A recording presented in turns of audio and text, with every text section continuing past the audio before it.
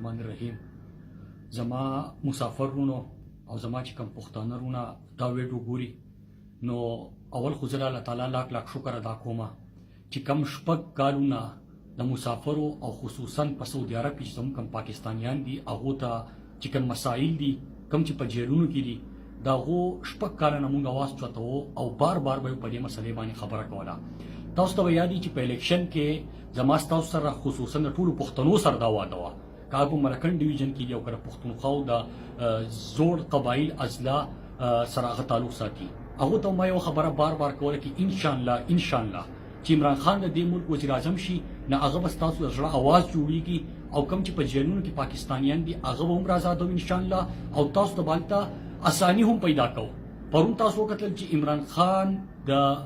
ولی عہد مخې ته چې کوم مطالبه کې خوده هغه دا وا چې زما چې کم الته په جیلونو کې پاکستانیان دي د غیر ازادۍ لپاره سو کوي او چې کم پاکستانیان الته خپل مهنت کوي او خپل بچو لپاره الته مهنت کوي خپل پاکستان لپاره خپل خاوري لپاره الته فورن میټنسز پاکستان ته رالیږي نو دا هو ډیر زیات خیال ساته او د شي غنل کړه ست خپل شهريان دي نو په جواب کې ورته ولې دوم دا وې چې ما دي شي غنل خپل سفیر په سعودي عرب کې او د الله تعالی لاک لاک شکر د پښتنو مبارک وشي چې 2107 چې کم پاکستانیان التر سعودي عرب په جیلونو کې دي دا غو د ازادۍ نن اعلان شو تاسو ټول ډیر زیات مبارک شه او دا کې سره سره ان شاء الله پاکستانیان ته اساني جوړیږي ما به تاسو ته همیشه خبره کوله کزه دیر ته تلو ما کزه با جوړ ته تلای ما کزه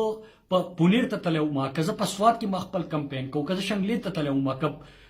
کم زیات چې تلو ما تاسو ته خبره کوله چې ان شاء الله عمران خان باندې ملک وزیر اعظم او داسې وزیر اعظم تاسو یې چې اگر خپل ځان لپاره خبره نه کوي خپل پاکستانیانو لپاره خبره کوي نو تاسو به ګوري چې تاسو ته به اسانیم جوړیږي او د گرین پاسپورت د پاکستانی پاسپورت قدر به هم جوړیږي ځکه چې نور قیادت پس کول الته وتل جایدادونه به جوړول الته به خپل پیسې پټوله خو چې کله ته خپل خلکو لپاره आवाज جوړ شي نو الله تعالی ته اساني پیدا کوي زما پښتنورونو ډیر زیات مبارک شه نن ډیر زیاته خوشاله ورځ ده خصوصا زما لپاره ډیره خوشاله ورځ ده چې شپږ کاله ما کمی مسلې لپاره مهنت کړو ما به هر فورم باندې आवाज وت کړو نن الله تعالی موږ